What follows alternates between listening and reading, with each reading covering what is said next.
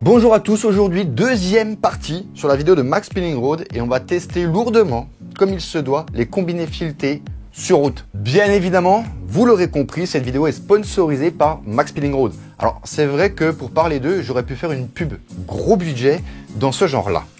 Oh, Max Spinning Road. Ah.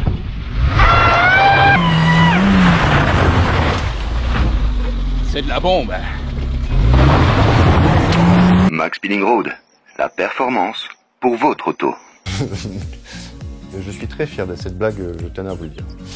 Alors déjà, dans un premier temps, qu'est-ce que c'est que Max Spinning Road? Max Spinning Road, c'est un site internet. Tout simplement, on va retrouver des pièces performance pour nos voitures. C'est-à-dire, on va y retrouver de la bielle forgée, des pistons, des combinés filetés, des turbos de toutes les tailles. Il y a de tout. Le mieux pour te faire ton propre avis, c'est d'utiliser le lien en description qui va te mener directement sur le site de Max Spinning Road. Tu renseignes les caractéristiques de ta voiture et tout un catalogue va s'afficher et tu pourras choisir les pièces qui te plaisent. Et si tu trouves ton bonheur, n'oublie pas, on the limit en code promo et tu auras moins 10%, c'est cadeau.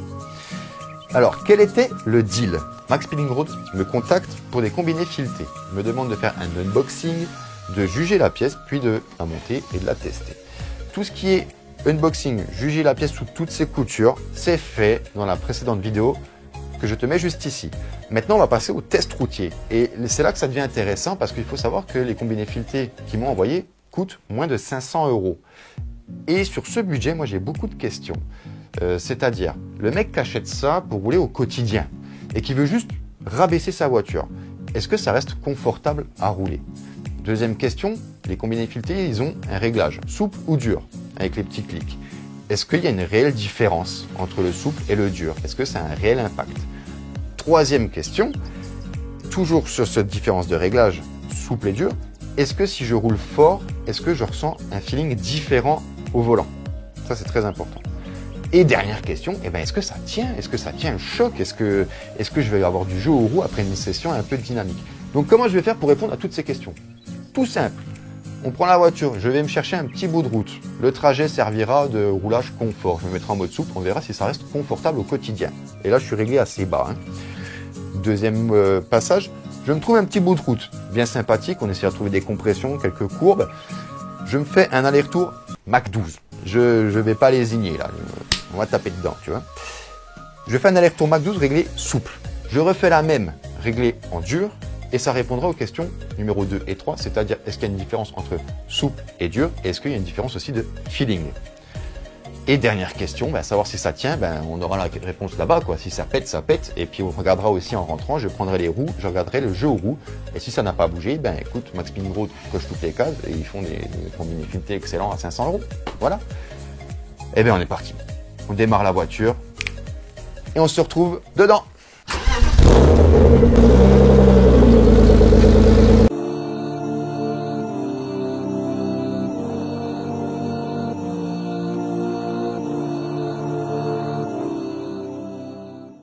Bon, là on est dans la voiture, en train de chercher un petit bout de route. Et honnêtement, pour tout ce qui est roulage quotidien, là je suis réglé en tout souple partout. Et franchement, ça amortit bien, ça reste confortable. Alors pas aussi confortable qu'une voiture, je sais pas moi, qu'un Peugeot 3008 par exemple d'origine. Ça reste un peu quand même dur, mais pour des combinés filetés, c'est largement correct. Donc perso, on est vraiment dans du cassant là. Mais franchement, pour des combinés filetés, ça fait grave le job. Si le but est juste de rabaisser et de rouler, ça reste quand même agréable et confortable à rouler au quotidien. Voilà. Honnêtement, il y a un moyen tout bête déjà de savoir si les clics de dureté ont un impact sur le châssis. Là, je suis réglé au plus souple. Et ça fait que ça. Tiens, viens tester comme ça. Il y en a, ils verront qu'il n'y a pas de triche. Est-ce que c'est souple? Vas-y, vas-y, mets tout ton poids. Ok, vas-y, maintenant je passe en dur. Je vais mettre full dur. Je mets tout à bloc.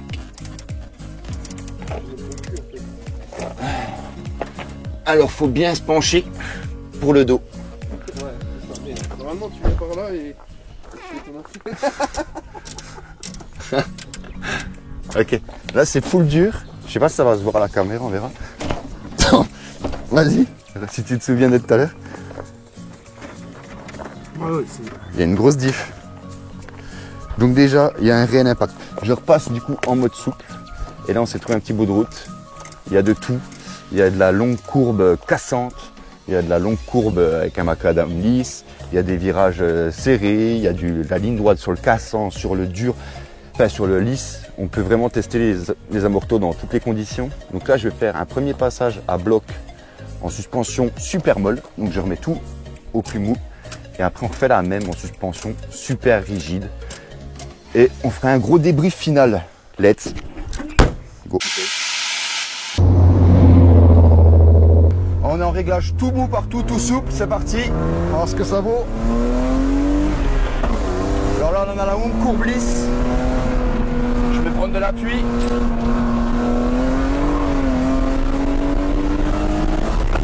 Ok, ça marche plutôt bien. Là, on arrive dans le cassant. Ok, là, ça tabasse, mais franchement, ça amortit super bien. Je garde la... Ça marche bien, hein, putain.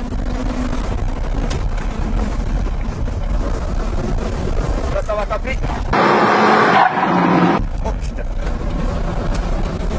Ok, on prend la corde. Gros freinage. Ok.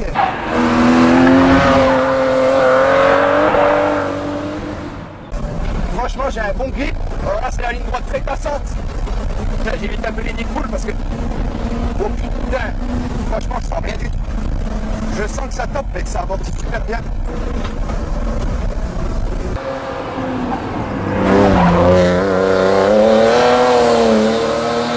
Ok.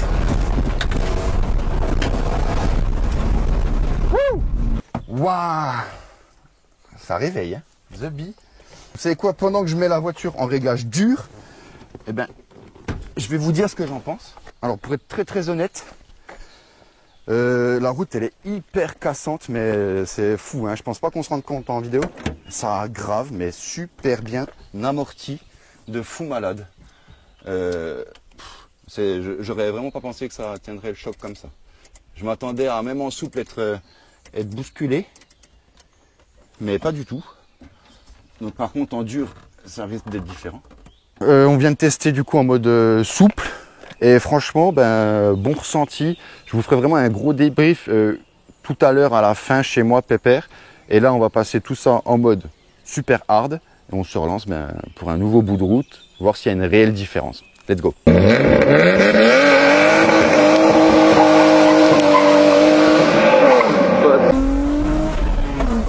Ok, on arrive dans la longue courbe. Ah ouais.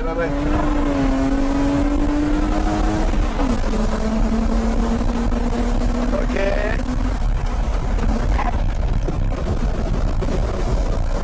Ok, là ça tapasse.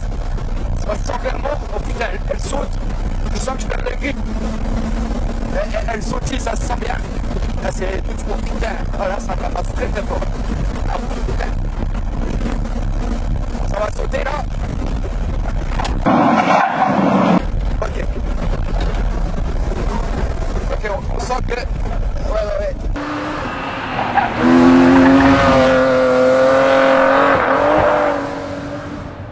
Ah là c'est la ligne droite, ça tabasse. Aïe. Ah putain, ça tabasse.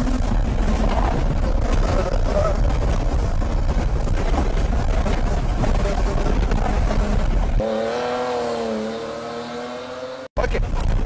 Ah, vache.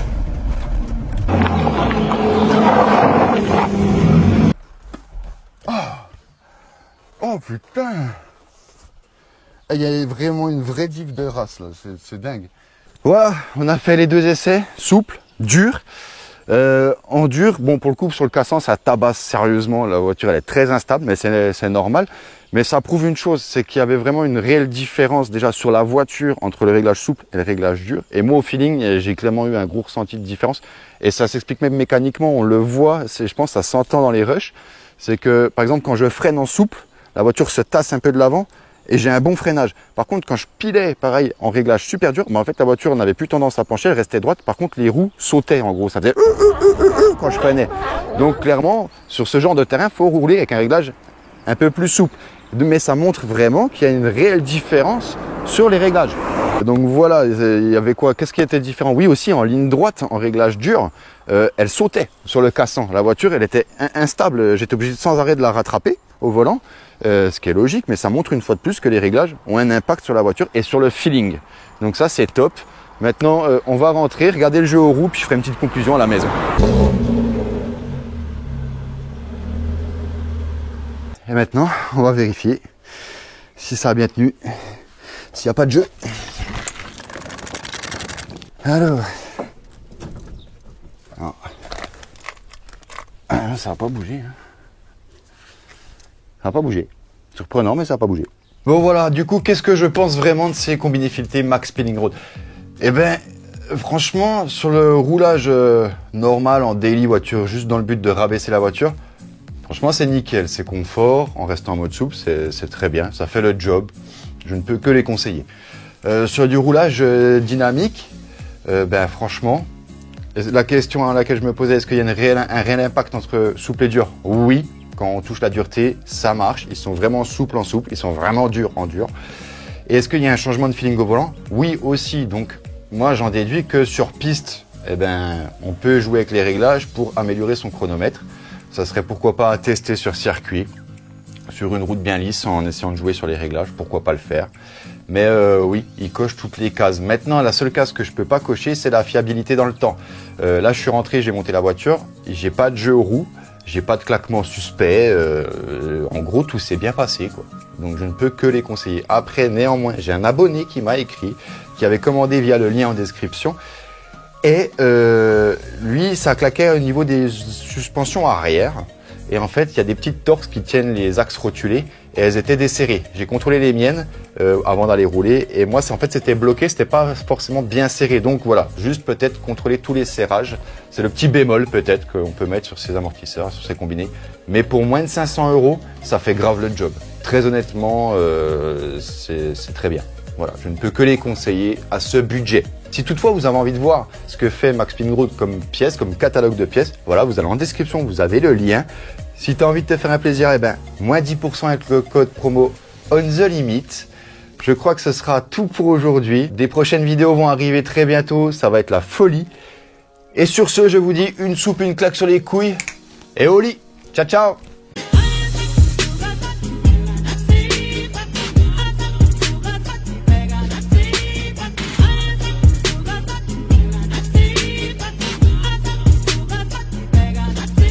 Petite présentation de Max Speeding Road. Déjà, je vous mets une fiche, mais je m'embrouille. Il m'avait tout simplement demandé de